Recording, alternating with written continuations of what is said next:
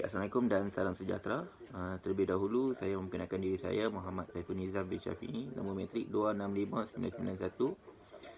Terusnya sahabat saya Muhammad Raimi Suhadi bin Rosli 266632. Seterusnya Anan Tirawit, anak lelaki perawat 266520. Dan yang terakhir Muhammad Adif bin Haji Abdullah Daud 266642.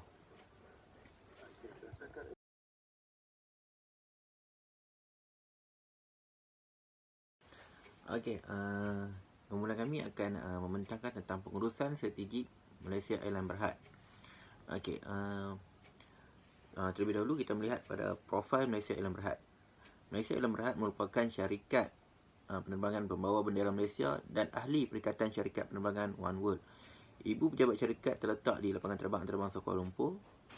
Ia beroperasi terutama dari lapangan terbang antarabangsa Kuala Lumpur dan dari hub sekunder di Kota Kinabalu dan Kuching ke destinasi di seluruh Asia, Ocean dan Eropah.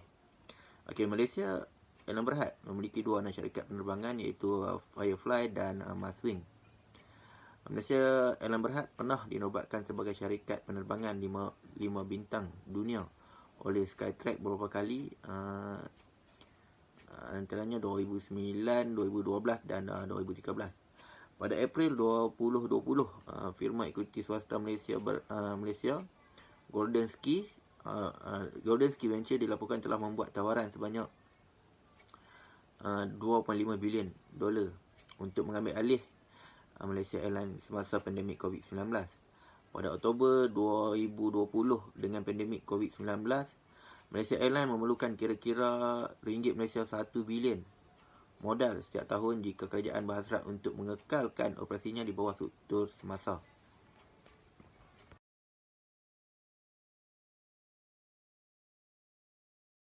Seterusnya mari kita melihat kepada pengurusan strategik Malaysia Airlines Berhad. Pengurusan strategik ialah pengurusan sumber organisasi untuk mencapai matlamat dan objektifnya. Pengurusan strategik melibatkan penetapan objektif, menganalisis keterangan persaingan, menganalisis organisasi dalaman, menilai strategi dan memastikan pengurusan melancarkan strategi di seluruh organisasi. Okey, perancangan strategik merupakan sebahagian daripada pendekatan pengurusan strategik. Perancangan strategik terdiri dari 4 komponen iaitu visi, misi, strategi dan tindakan. Penyertaan misi yang tersusun rapi membantu pekerja dan pihak berkepentingan lain yang mempunyai kebimbangan untuk mengetahui perniagaan yang menjadi kebimbangan dan untuk mengetahui bahawa setiap daripada mereka memberi kepentingan kepada kebimbangan dalam perjalanan ke arah mencapai matlamat. Menurut Peter Drucker 1973, perniagaan tidak ditakdirkan dengan nama, patung atau artikel penubuhannya. Ia ditakdirkan oleh misi perniagaan. Hanya definisi yang jelas tentang misi dan tujuan organisasi membuat mungkin jelas dan objektif perniagaan yang realistik. Penyertaan misi Malaysia Airlines to provide our travel and transport service that rank among the best in term of safety, comfort and product and punctuality. Salam sejahtera dan selamat petang kepada doktor dan rakan-rakan sekumpulan. Terlebih dahulu saya ingin memperkenalkan diri saya. Saya Anan Tirawit, anak lelaki perawat, nombor metrik 266520. Saya akan teruskan dengan pembentangan oleh rakan saya tadi, iaitu pengurusan strategik Malaysia Airlines Berhad. Seperti mana yang kita tahu, bila lihat dari segi penyertaan misi Malaysia Airlines agak pendek untuk menyediakan perkhidmatan perjalanan udara dan pengangkutan yang berpangkat antara yang terbaik dari segi keselamatan, keselesaan dan ketetapan masa. Komponen yang pertama penyertaan ialah produk dan perkhidmatan yang disediakan ialah perkhidmatan perjalanan udara dan pengangkutan. Komponen kedua ialah falsafah syarikat penerbangan. Malaysia Airlines berpandangan bahawa keutamaan syarikat penerbangan itu adalah untuk selamat, selesa dan menempati masa. Kenyataan itu tidak berjaya tujuh komponen.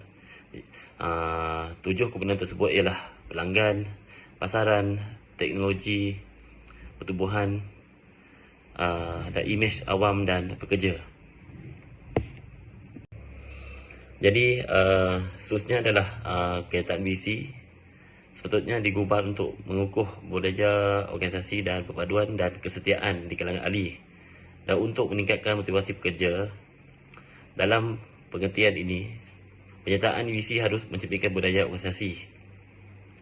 Antaranya visi Malaysia Airlines, sebuah syarikat penerbangan yang terkenal dengan sentuhan peribadi, kemesraan dan kecekapannya. Visi syarikat harus menjawab persoalan tentang apa yang syarikat mahu menjadi. Ini adalah tujuan utama menjalankan perniagaan. Ciri penyertaan visi ialah pendek dan padat lah. Penyertaan visi Malaysia hanya sebelah patah perkataan sahaja. Kesalahan itu menyatakan tujuan utama syarikat itu, iaitu untuk menjadikan syarikat penerbangan unik yang terkenal dengan sentuhan peribadi, kemesraan dan kecekapan. Selain itu, perusahaan strategik Malaysia Airlines Berhad, kalau kita lihat pada tahun 2018, Malaysia Airlines Berhad melancarkan kempen Hospitality Malaysia-nya. Syarikat penerbangan itu memenangi anugerah syarikat penerbangan terbaik di rantau Asia Pasifik daripada Phoenix Weekly Lifestyle Travel Award pada tahun 2017 hingga 2018. Kini Malaysia Airlines menyasarkan untuk meningkatkan pelancongan domestik dengan kempen stimulus cuti Malaysia dengan menawarkan 6,500 rakyat Malaysia dengan voucher perjalanan RM100 yang boleh digunakan sehingga 31 Disember 2021. Antara lain, kempen itu akan dipromosikan dengan pelbagai video Home of Hospitality. Ini akan dijalankan serentak kepada pelbagai inisiatif media sosial, mendorong mesej Fly Malaysia dengan layak yang lebih luas dalam pasaran sasaran di seluruh dunia melalui kerjasama rakan kongsi pelancongan, pengiktirafan pengguna, lebih banyak lawatan akhbar dan pelancaran Malaysia Airlines Berhad Holiday. Seterusnya saya akan sentuh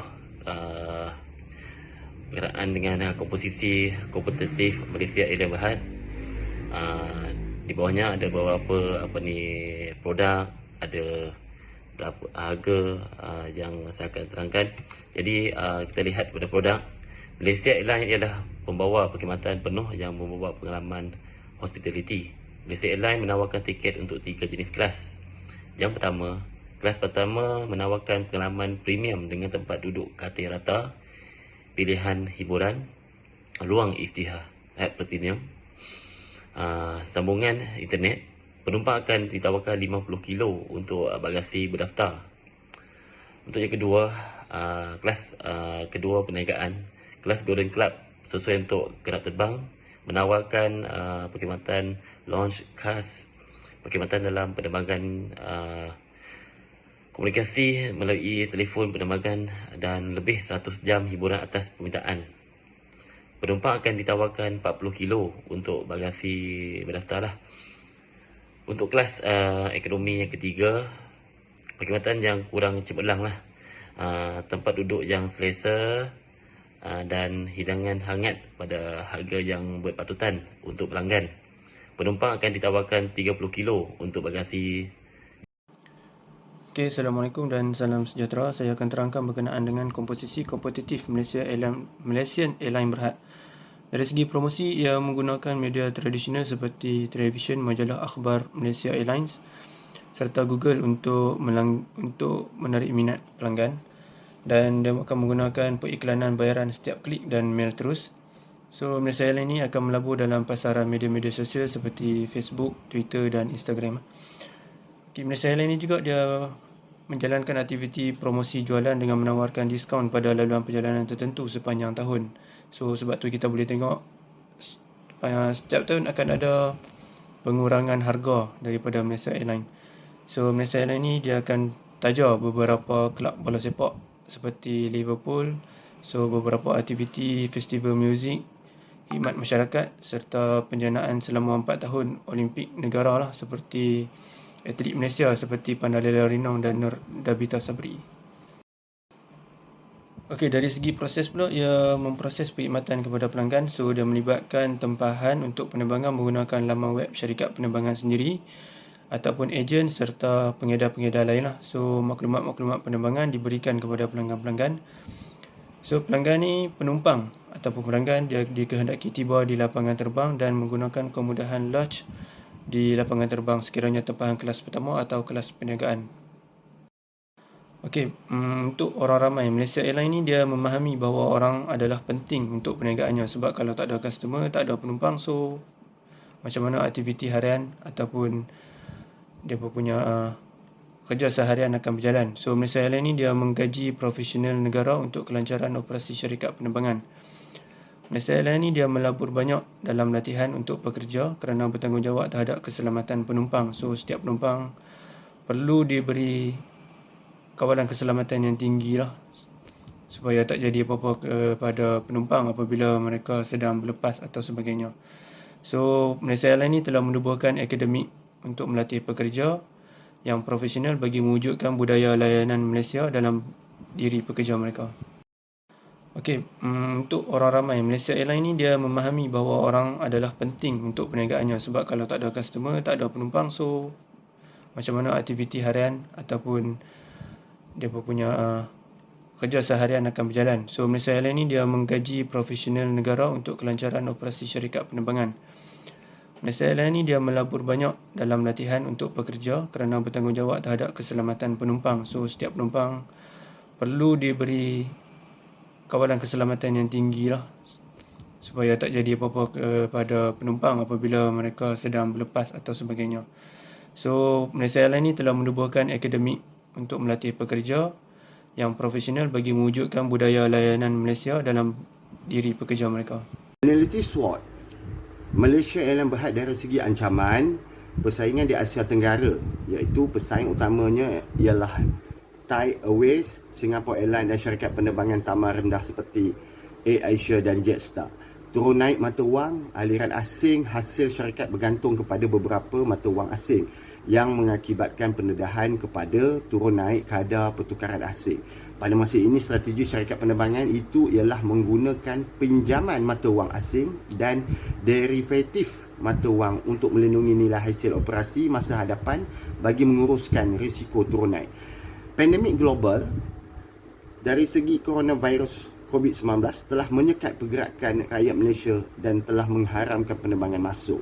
Ini menyebabkan permintaan untuk perjalanan udara menurun secara drastik. Cadangan berdasarkan analisis SWOT Malaysia Airlines Berhad dari segi strategi SO mewujudkan program kesetiaan untuk rantau Asia Pasifik S1 dan 01. Malaysia Airlines Berhad harus mewujudkan program kesetiaan sendiri khusus untuk rantau Asia Pasifik. Program kesetiaan ini harus disasarkan untuk menarik pelanggan baru dan mengekalkan mereka untuk penerbangan serantau. Selain itu, meningkatkan pertumbuhan untuk subsidiari kargo S302 dengan peningkatan e-dagang dan kadar penghantaran yang lebih murah, pertumbuhan pengangkutan kargo meningkat. Oleh itu, syarikat penerbangan itu harus menambah bilangan pesawat untuk anak syarikatnya, Maskargo, bagi meningkatkan lagi bahagian pasaran. Strategi WO pula menyediakan harga lebih murah untuk pengembara tempatan untuk penerbangan jarak jauh. W203. Malaysia Airlines Berhad dikategorikan sebagai syarikat berkaitan kerajaan.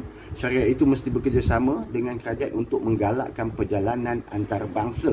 Satu cara untuk menggalakkan perjalanan antarabangsa adalah dengan menyediakan harga yang lebih murah untuk pelancong tempatan untuk menaiki penerbangan jarak jauh. Selain daripada itu, meningkatkan pertumbuhan untuk penerbangan domestik W2T3.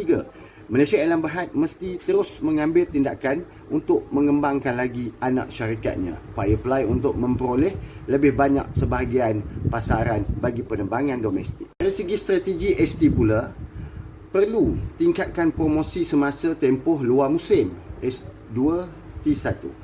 Dalam tempoh musim luar ini, Malaysia Airlines Berhad mesti memberikan promosi dan diskaun untuk terus menarik pelanggan dan memperoleh hasil yang lebih tinggi. Selain itu, meningkatkan pertumbuhan bagi wilayah yang mempunyai mata wang lebih kukuh S3 T2.